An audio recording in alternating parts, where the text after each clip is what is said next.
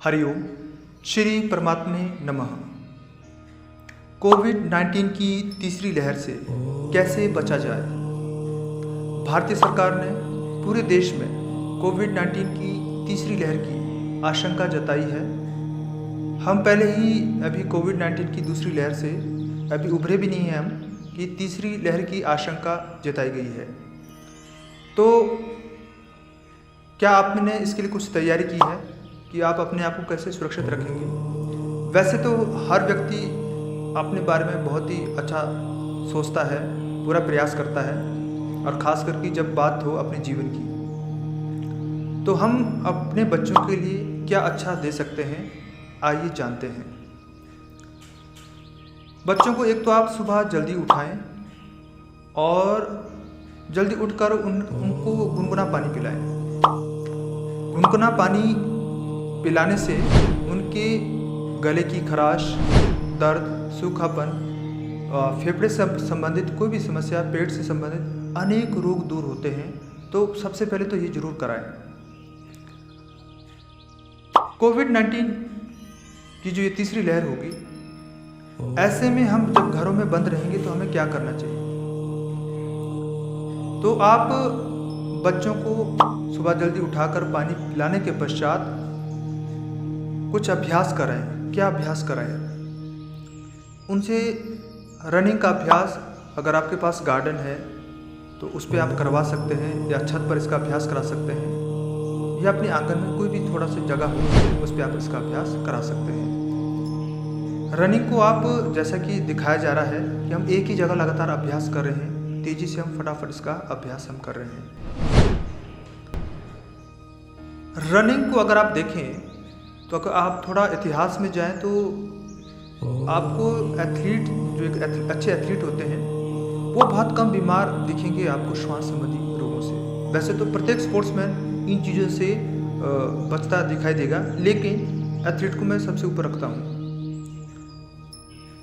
तो हमें रनिंग एक ऐसी चीज़ है कि प्रत्येक गेम का एक शुरू का हिस्सा है जिसमें शरीर को गर्म किया जाता है।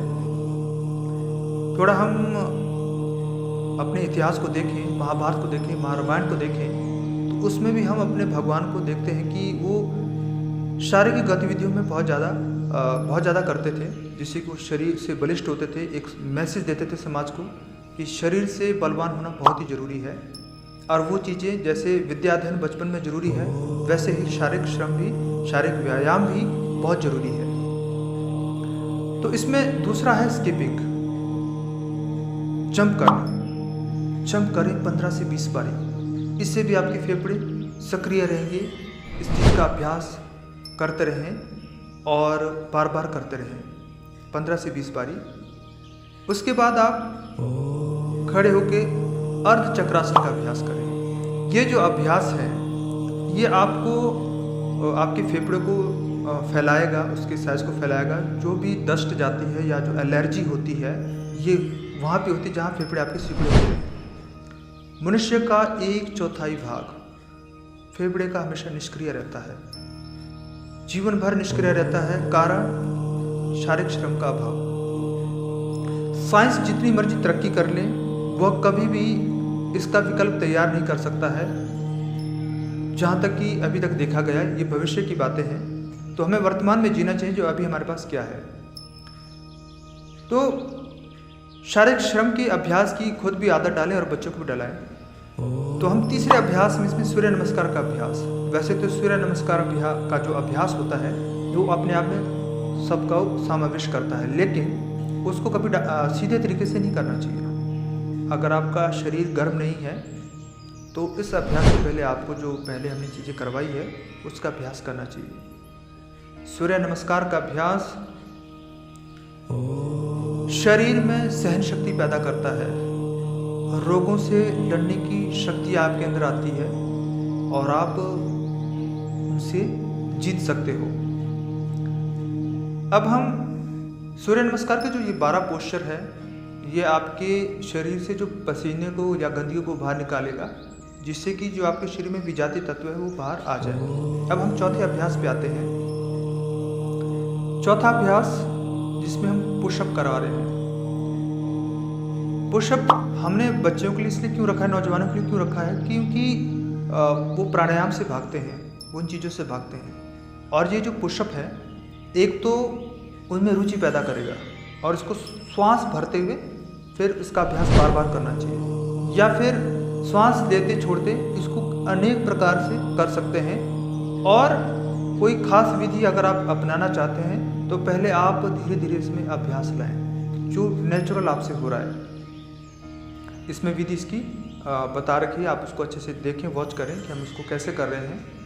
उसके बाद आप भुजंग आसन का अभ्यास करें, थोड़ा विश्राम लें और भुजंग आसन में बच्चे इसको बड़े आराम से कर सकते हैं। पीछे पैर मिले होने चाहिए, आपके हाथ कंधों के समांतर होने चाहिए, ऊपर की तरफ आप देखें, इस तरीके से अभ्यास होना चाहिए।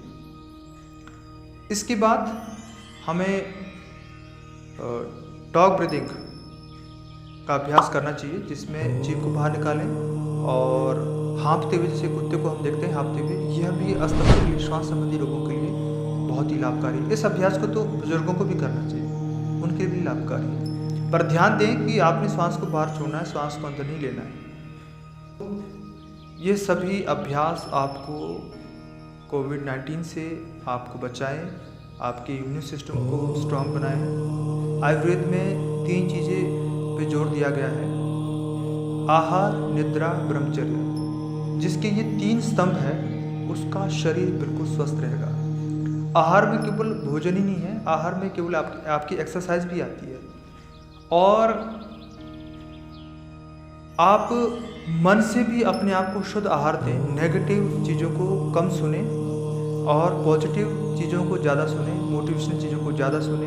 अपने आप को अच्छे कामों में बिजी रखें, अपने आप को भी और अपने बच्चों को भी रखें, तो उससे आप स्वस्थ रहेंगे। पर्याप्त निद्रा लें और ब्रह्मचर्य का पालन करें। तो आशा करते हैं कि हमारी दी हुई जानकारी आपके लिए उपयोगी सिद्ध होगी। इसका जो दूसरा भाग है, प्राणायाम है, उसको हम नेक्स्ट भाग में बताएंगे। हरि ओम।